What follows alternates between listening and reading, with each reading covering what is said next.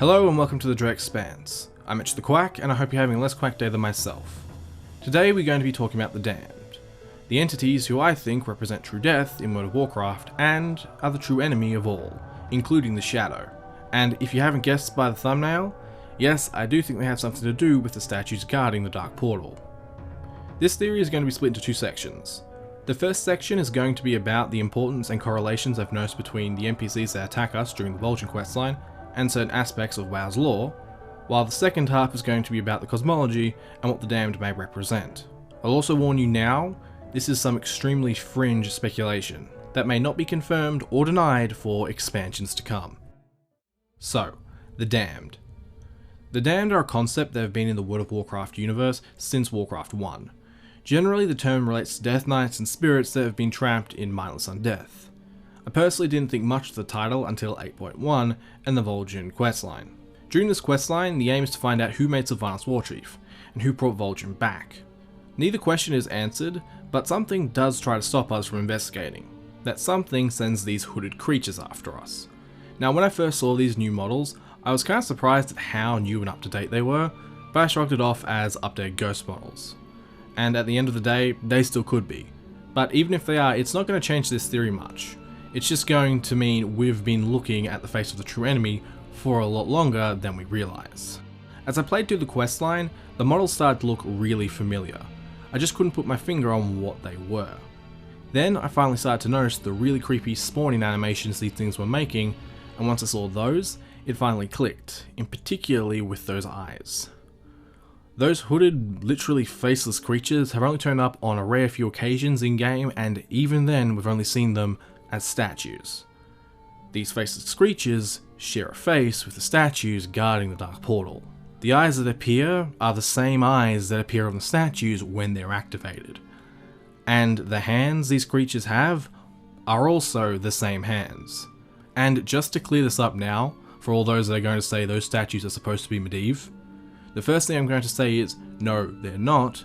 That's just an assumption that's been circulating around for a very long time. And the second thing I'm going to say is, I can prove it.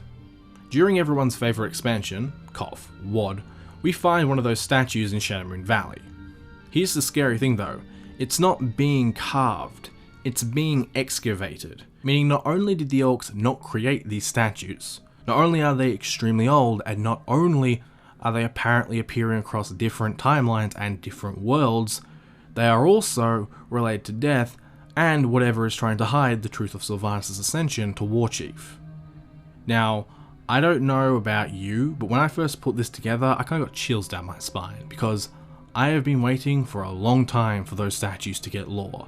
And on top of this, it may turn out that these things are actually a proper species. But I know I have a lot more to prove, so let's move on to the Lhok and Chain. These creatures have a very unique Lhok and Chain wrapped around them. I say unique because when I first saw these things, only 3 specific pieces of lore came to mind. The first was the cosmology map. Now, if you're a lore nerd and haven't examined the cosmology map, I highly suggest you do so, because there is a lot of little tidbits on that map. The part of the cosmology map I'm specifically referring to this time is the death section, and the fact, for whatever reason, it's the only section of the cosmology map that has chains related to it, as in these chains are apparently an icon of death. Couple that with the fact these creatures obviously have some relation to death through the Vulcan questline, and there's your first overt connection these creatures have to death. The second bit of lore that comes to mind was ICC, and the oddly attached chains to the Pillar of Ice in the middle of ICC, which once again is a place that relates to death. This connection to ICC is then exacerbated by the third point with Kel'Thuzad, who also, for no apparent reasons, has chains related to its form. Liches and these faceless creatures seem to share similarities, the biggest one being a relation to death. This specific connection is also the reason why I call these shades and statues the Damned, as in these creatures are the Damned referenced in the title Jailer of the Damned, which is another title for the Lich King. I'll explain that point later, and from now on I'll be referencing these faceless creatures as the Damned. The next bit of lore we need to pay attention to is the Tauren Heritage Armor questline. I was only recently able to play that questline, and flatly, that questline solidifies the Damned being related to death. Not only do they get categorized as a form of spirit, They are also described as being the counterbalance to life, meaning they represent death, but considering they only seem to be attached to death magic, that would imply they have something to do with true death. I'll explain that statement further when I get to the cosmology section of this theory. Moving on, the next thing we need to pay attention to are the differences. You see, where I am certain the damned and the statues on the Dark Portal are the same creatures, I'm also certain there's a distinction between the two. The damned that attacked during the Vol'jin questline talk about a master. The indication is they are subservient to something, and where I could explain why it's unlikely the master is an old god Sargeras or anything else we've seen so far, for time's sake, I ask you to take my word for it and understand that they are not related to either. I think the damned, with the chains, are subservient to the statues, and I think I can prove it through the Nathrezim. So the Nathrezim don't worship anything. I mean, yes, they've aligned themselves with Sargeras, but I feel like I can safely say that was blackmail. So overall, I figured it was fairly certain to say they don't worship anything. That was, until I remembered this lovely situation in the Tainted Scar within the Blasted Lands. Yes, that is one of those statues, and yes, that is a Nathrezim seemingly worshipping it. If I am reading the situation correctly, then at the very least, the Nathrezim, original demons I might add, recognize these creatures as being potent conduits of power, and at most, worship them. Which is genuinely terrifying because, as I said, the Nathrezim were being blackmailed by Sargeras, so if they weren't willingly loyal to him, could they have been willingly loyal to someone or something else? On top of this, the Nathrezim aren't servants of the Shadow. On the contrary, they've apparently been trying to master shadow magic since the dawn of the universe. So here's some food for thought. If the Nathrezim do worship these statues, and these statues are entities of death, consider the two major facts we already know about the Nathrezim and apply them within this context. The first fact being the Nathrezim are agents of deception and guile, who take pleasure in seeing allies fight each other. The second fact being, the greatest crime a Nathrezim can commit is killing another Nathrezim. So, do the Nathrezim know something about true death that we don't? But back to the statues. If these statues are actually creatures that at the very least the Nathrezim know they can channel / siphon power from / through, then the indication is these things are very powerful. However, honestly, this only raises more questions, like really big ones I might add. For example, are these statues like the statues of Hadean, as in representations of something that was? Or are they literally petrified creatures? In all honesty, I'm hoping they're petrified creatures because oh wow, that would be one hell of a reveal. Though the question from there also becomes, if these statues are petrified creatures, what petrified them and why?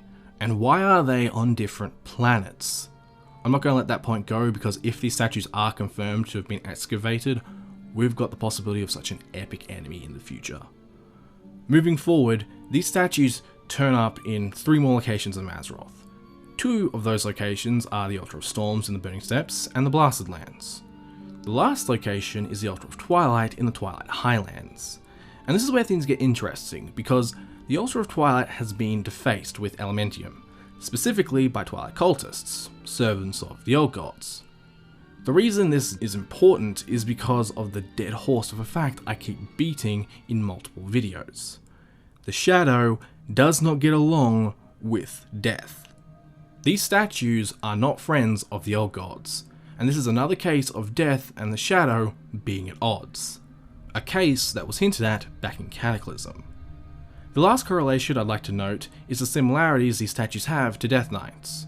Now, I know of everything I've just said, this is definitely the tackiest and most face-roll statement I've made, but I ask you to bear with me because this does go somewhere. The Dark Ball statues and the original armor Death Knights acquire are eerily similar, and where normally I just shrug this correlation off as coincidence, thanks to Gizmo from the Shinies and Lucydos Discord pointing something out to me, there may actually be something to this. What Gizmo reminded me of was the quest that saw Death Knights originally obtain their mount. In this quest, it's revealed the Dark Riders of Arcturus apparently live in the, I quote, realm of shadows, which we now know today as the Shadowlands. What's interesting about this fact is that during Legion, one of the DK companion missions, called Fallen Steed Reigns of Shadows, sees Death Knights send their champions to kill an apparently ancient elven Dark Rider called Grave. Within the context of this theory, these quests make you wonder, are the Death Knights of Arcus the only Death Knights out there? Were the Death Knights of the First Horde truly the first ones created? And considering the feat Death Knight players pull off during the last mission of their Legion campaign, as in raising a Death Knight from true death, another question highlighted is, are there more Death Lords present in the universe? This isn't mentioning that during Wrath, the Horde had the Fleshbound Tome questline. In this questline we interact with Quackery Deathweaver, as in the best friend of Alliance Death Knight Thessarian, that was captured by Sylvanas back in Cata and freed in Legion. Quackery helped us decipher the Fleshbound Tome, which, interestingly enough, proves Death has language, and the Scourge speak it. The funny thing though is, that's not the biggest thing to come out of this questline. No, the biggest thing to come out of this questline is when you reach the quest, The Power to Destroy. In this quest, Quackery asks you to kill these things called shadowy tormentors, who seem to be after Quackery because he's undead. These tormentors exist in the Shadowlands and we are sent there to kill them. As the tormentors die, the lines they say give the impression that, like normal, we mortals are ignorant of something. Here's the kicker though. If you're lucky enough, or wait long enough, the Lich King appears while you're in the Shadowlands. Now, like most of the Lich King's appearances in Northrend, he just taunts you and walks away. But one of those taunts is so eye-opening, I was honestly dazed at how much it may hint at what's going on. Here's the line. The boy believed that he was free, but free will has a price. The demons I kept at bay are now loosed upon him and all Death Knights that attempt to flee. It's like, wait, what? These things aren't a part of your army, and you've been stopping these things from attacking the Scourge. Meaning there's something else in Death that's going around looking for these spirits and the undead. To what? End their existence?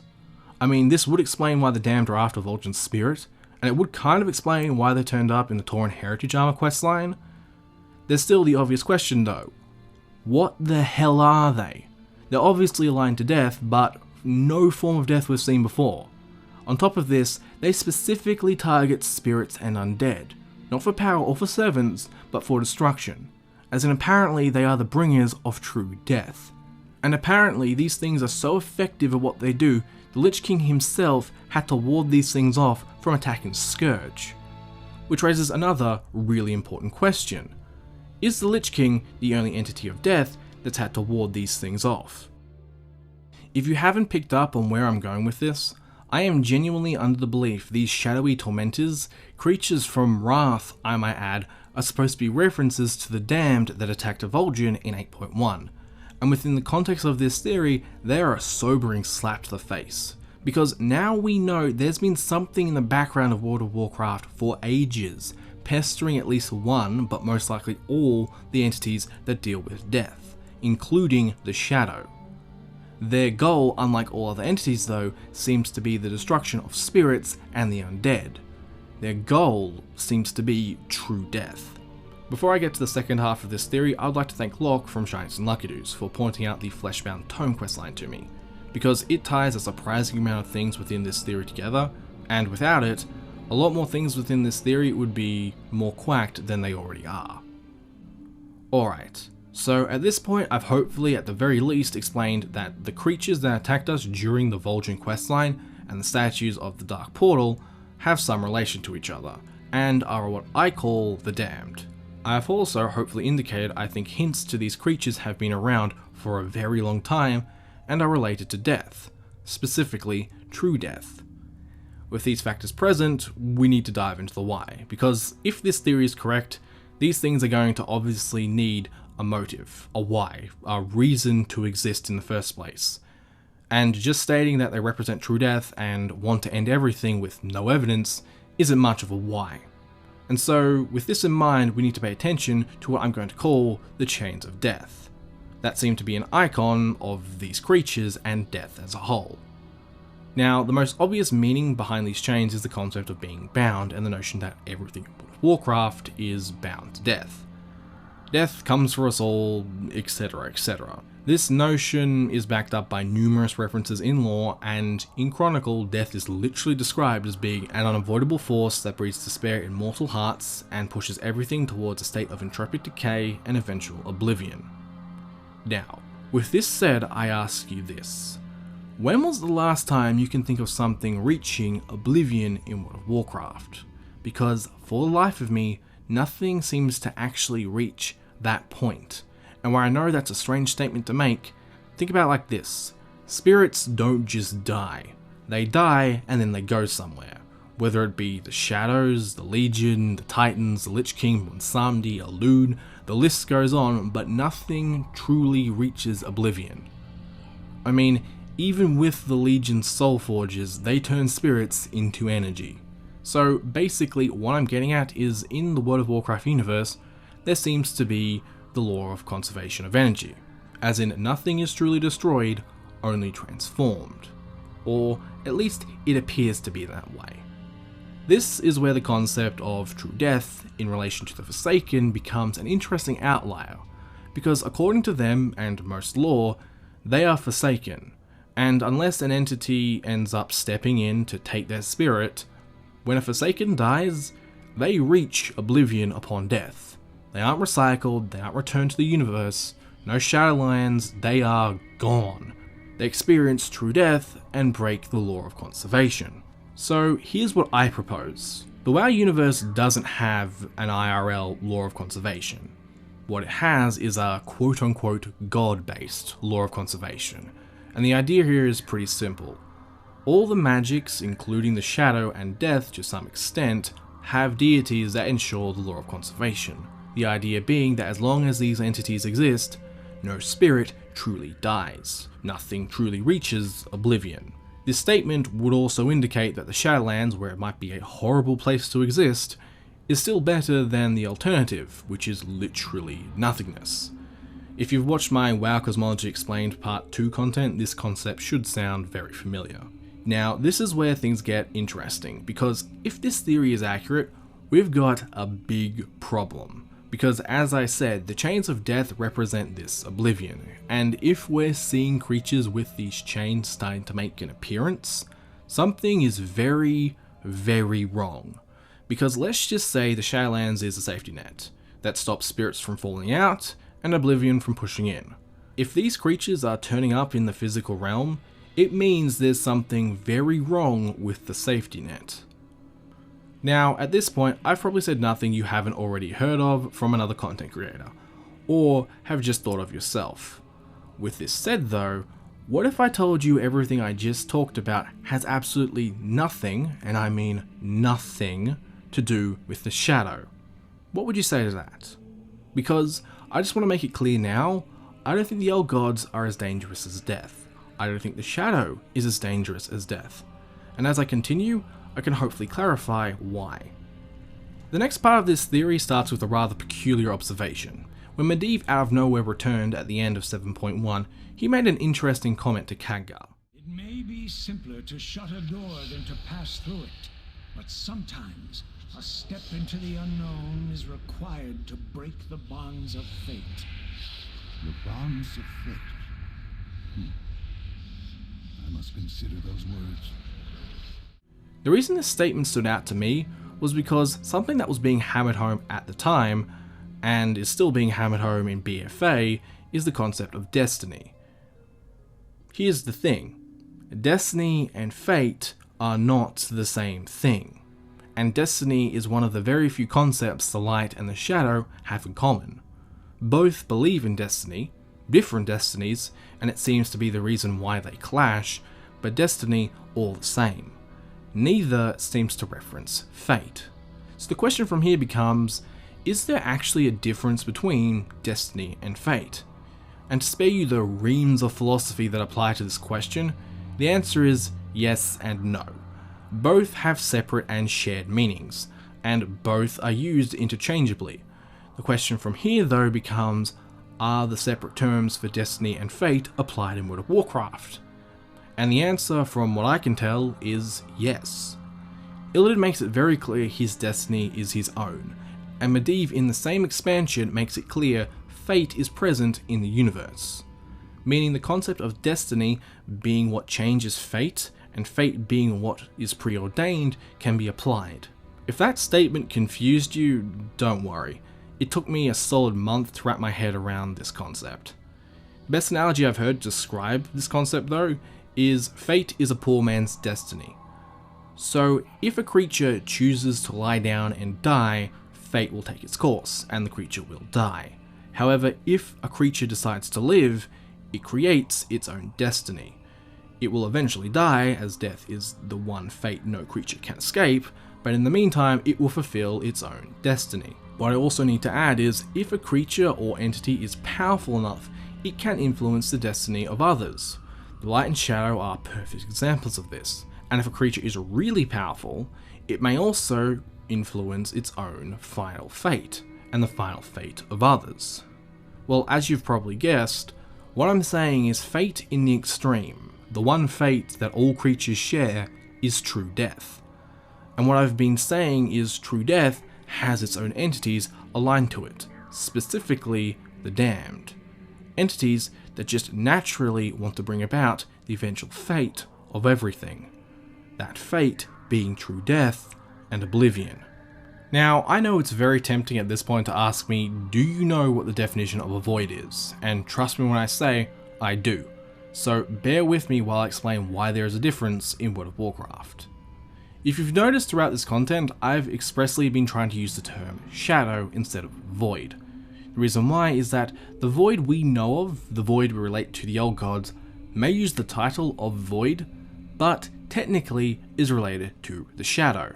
And the difference in concepts there is so important that it completely redefines the assumptions made about the beginning of the World of Warcraft universe. How? A shadow cannot exist by itself. A shadow is constantly connected to a source of light and what it's cast upon, whether it wants to or not. The reason this is important is because of this part from Chronicle Volume 1 and the origin of the universe. The Ocean of Light was dynamic and ever-shifting, yet as it expanded, some of its energies faded and dimmed, leaving behind pockets of cold nothingness. From the absence of light in these spaces, a new power coalesced and came to be.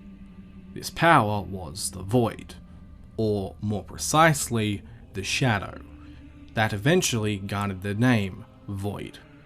The reason this is important is because it raises two potent questions. The first being, what was the Sea of Light spreading into? And the second being, what did the light cast upon to create the shadow? The answer to both of these questions, as strange as it may sound, is nothingness, as in the literal concept of a true void, not the shadow that was cast upon it. The implication here is basically the void of creation is not the same as the shadow, the quote-unquote void, we see today. They are completely different concepts. The void of creation was the concept of nothingness. It was a genuine void. Whereas the shadow we see today in the old gods, is just another version of the light of creation, dimmed so much it resembles the void of creation, but in reality, once again, came from the light of creation. The simplest explanation of this concept I can think of is, have you ever wondered why the void is purple? Have you ever wondered why void magic is on the color spectrum and it's not just outright black magic? What I'm saying is, the reason the void is on the magic color spectrum is because the void is not a void, but the shadow. It's a different magic of creation, a malevolent magic, but still innately similar to life, light, order, and chaos. Further evidence of this is the holy light we know of and the life creation, because with everything I've just said, the implication is the holy light and the life creation are obviously different. And funnily enough, this is probably the easiest thing to prove in this whole theory. You see, the light of creation had the ability to create life, hence the universe. However, when you look at the Cosmic Forces section of Chronicle Volume 1, which explains what each cosmic force does, guess what? There's only one force in the universe that can apparently create life, And it's not light magic, or funnily enough, life magic, which is specifically related to renewal and regrowth. No, the only magic in the universe that can create life is spirit magic, meaning the life creation, at the very least, had to have these three magics present to create anything. However, considering there seems to be natural life in every magic except death, and even then, death has the Shadowlands and spirits passing through it, the implication is all 6 cosmic forces had to be involved with the creation of the universe. This would also explain the Light and Void's obsession with destiny. As it's been implied for the longest time, the Light and Void are two sides of the same coin. They are both forces that wish to bring about destiny, and in a lot of cases try to subvert fate. I mean, if you really wanted to, you could call the light of creation the light of destiny, as it explains the Light and Void's origin and fascination with destiny, while you could also call the void of creation the void of fate. Now, if you're still following and agree with where I've taken this theory, this gives a whole new understanding as to what created the physical universe, and who the real enemy of everything is. Because if this theory is accurate, we need to firstly reread this part of the origin. The mounting tension between these two opposing yet inseparable energies eventually ignited a series of explosions, rupturing the fabric of creation, birthing a new realm into existence. In that moment, the physical universe was born. The implication here is the universe wasn't created naturally. It was created because the light and shadow couldn't, or refused, to rekindle the balance they once had because of their different takes on destiny. Meaning the cosmology isn't truly separated by light and shadow, instead it's actually separated by balance and imbalance. So yeah, this confirms the light isn't all good. But the real question that comes from this part of the origin is this. When the explosion that created the universe happened, an explosion caused by the light of creation's infighting, what happened to the nothingness? What happened to the void of creation? Because even in the beginning, the prismatic sea was never able to get rid of the void of creation. This is where everything I mentioned before about death and fate start to become very relevant. Because something peculiar about the light and void's motives in all of this is that neither truly wishes to destroy the universe. One wants to consume, the other wants to heal.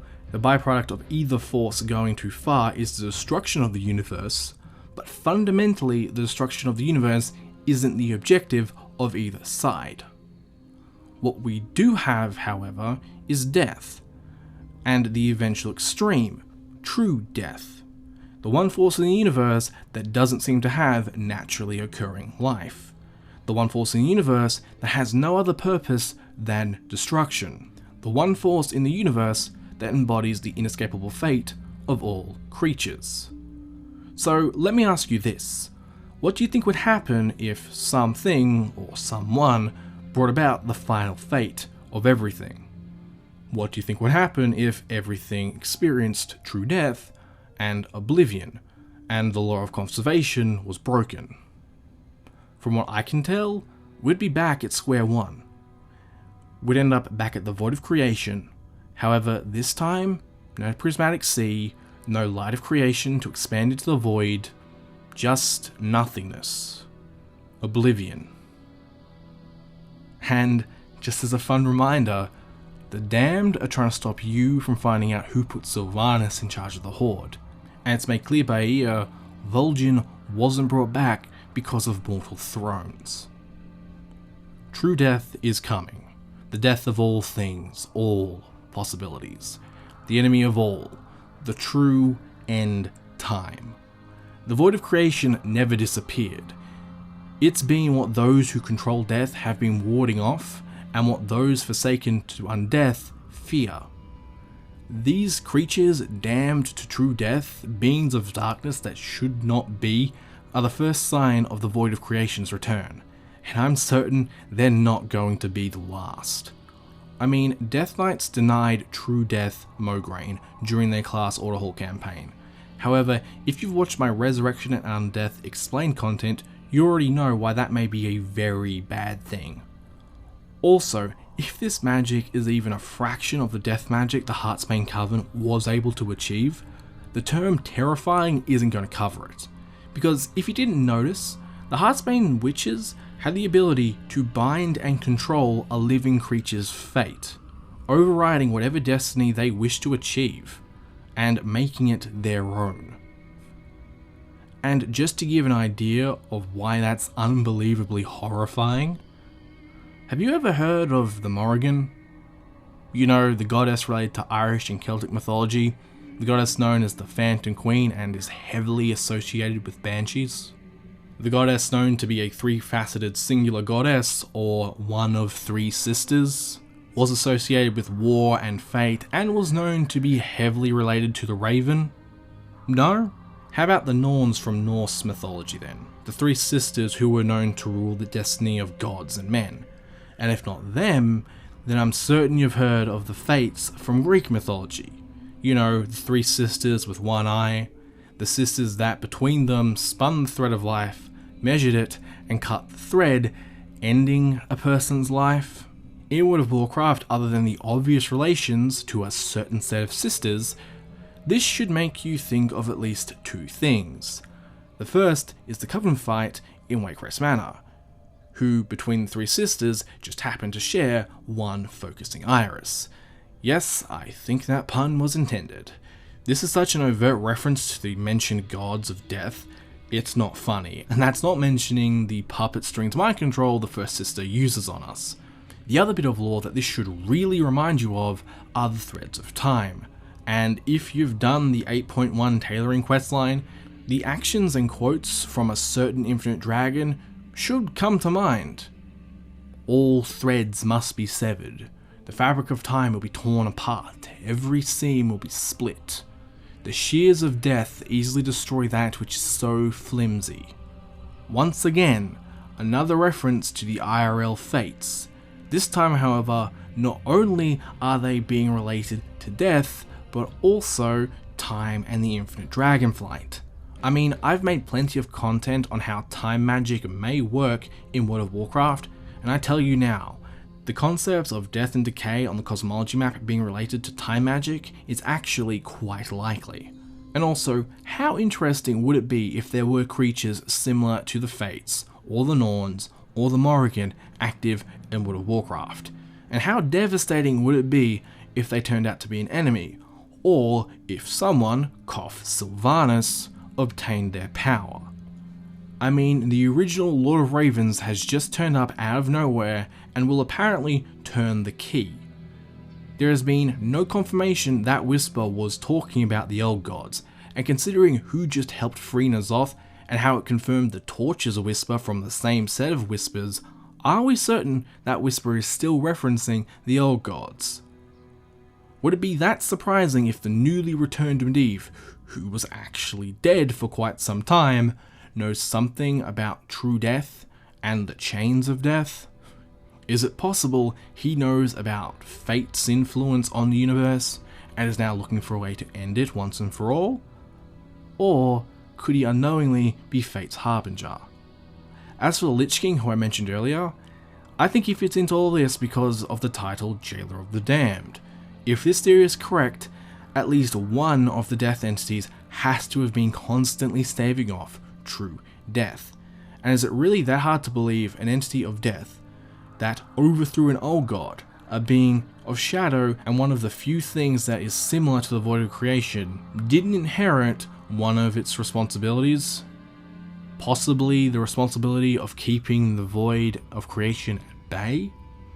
At the end of the day though, this is just one big pseudo theory. I mean, I do think a large portion of this theory is probable, but I have very sporadic evidence to prove the point, so time will tell. But before I finish this theory, I want to leave you with one more question. The end goal of true death is oblivion, the end of everything. This is not a goal most characters and entities we've encountered have. It just happens if they succeed in their goal, the universe will end. So what I ask you is this. From day one, from when Sargeras first turned into the Mad Titan, possibly from the day the demons first invaded the universe, or even from when the Titans first started their journey and the Void Lords became jealous? Do you think it's possible that true death and the damned have always been there? Is it possible that all this time there has been a force puppeteering the universe against itself, its purpose being the destruction of everything and a return to the quiet void of creation?